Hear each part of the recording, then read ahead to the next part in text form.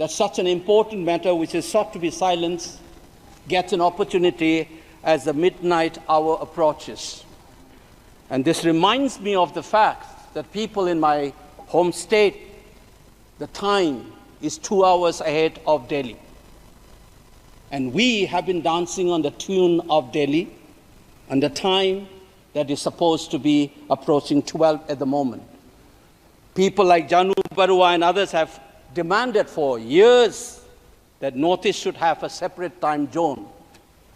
Only then you will be able to live with dignity and a sense of well-being. The kind of priority that I can sense is this moment that I get a chance to speak. Mr. Speaker, sir, Mr. Chairman, I'm drawing your attention to the absence of Manipur in the President's address. This is not a simple absence. It is a reminder of a Rashtra Chetna which excludes people.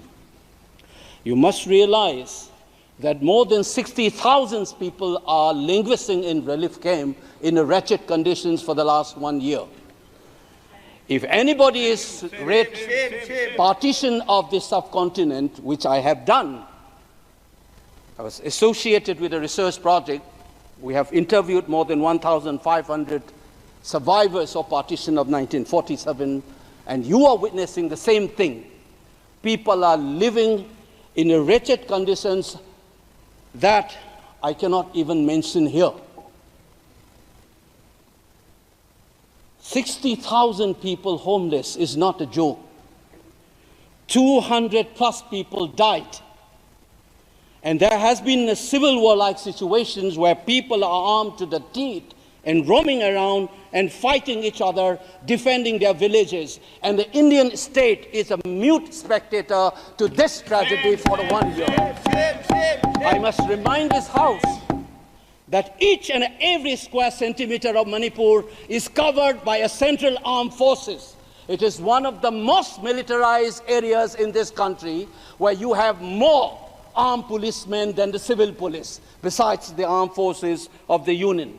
Despite this, how is that 60,000 people were rendered homeless and villages in thousands were destroyed?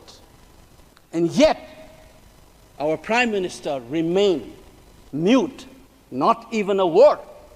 And the presidential address did not even mention that. Shame, shame, shame, shame. And I said that this silence is not normal. It is a reminder of the fact which many scholars have said, that there is a continuity between colonial and the post-colonial period. Today we are observing a day where we begin a new criminal laws, seemingly discarding the colonial heritage. But as Ashish Nandi says, colonialism is a state of mind. It is a psychological phenomenon. It is an outlook, the way you look at the people, the way you look at the world. And the fact that this continuity is shown by neglecting the tragedy of a state, which is the 19th state of the Union. It is amazing to see that I get an opportunity as the midnight hour approaches to register this anguish and this hurt of the denial that this country has meted out to its own citizens in the state of Manipur. I must ask these questions to the House. Is this silence communicating to the people of the Northeast, and Manipur in particular, that you don't matter in the Indian state scheme of things? Major Laisam Jotin, who was awarded Ashok Chakra while grappling with suicide bomber, was a Manipuri. Who was awarded Ashok Chakra, you are dishonoring his own state. Major Ngangom Joy Datta, who was awarded Veer Chakra while fighting for this country and doing his duty as a part of the peacekeeping force in Sri Lanka in 1987. You are dishonoring this man. You are dishonoring the likes of the youths who hold the tricolor in international platforms. the likes of Mary Kom, Sarita Kunjarani, and Mirabai Chanu, you are saying that you don't matter in this country. Your state doesn't matter in this country.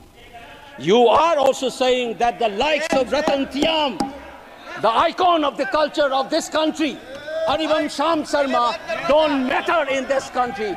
If you have an iota of concern for this state, there would not have been a silence. There would not have been a silence in this house, nor in the presidential address. This must be registered. Please raise your point of order. If you wanted to doubt the nationality and the nationalism of the people of that state, you must realize that these people have fought for the country. These people have brought rural to this country. Please remember this. And that is what the silence means. 1 second. And I am telling you this.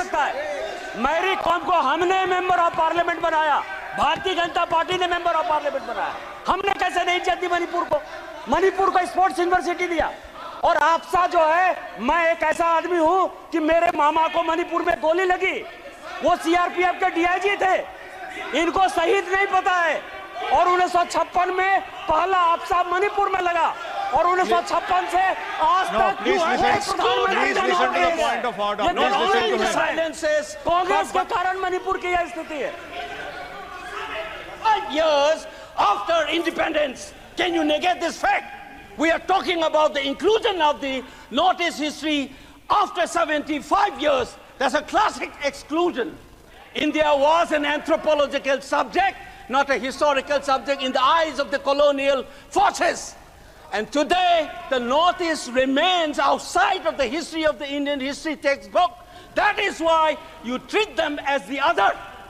And that's the silence. And the silence on the Manipur tragedy is not unique. It is a reflection of this general continuity of the colonial in the post-colonial.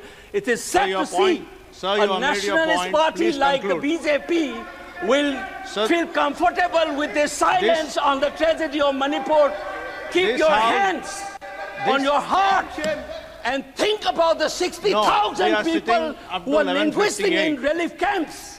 And those mothers, those widows, think of them. And then you talk about nationalism. Point is made. He made Only his point. then we will understand what this tragedy means. And Mr. Chairman, the hurt, the anger has thrown a nobody like me to be part of this temple of democracy. Beating the BJP cabinet minister, think about the pain. If you hear an anxiety, anguish, and a pain in my voice, please go back and see those 60,000 people linguisting in the relief camp. Don't talk about partition remembrance till you bring that. I would keep quiet the moment the Prime Minister opened his mouth and the Nationalist Party says that Manipur is part of India and we care for the people of that state. Only then I will accept what is nationalism in our face. Thank you, Mr. Chairman. Thank you. I thank the House.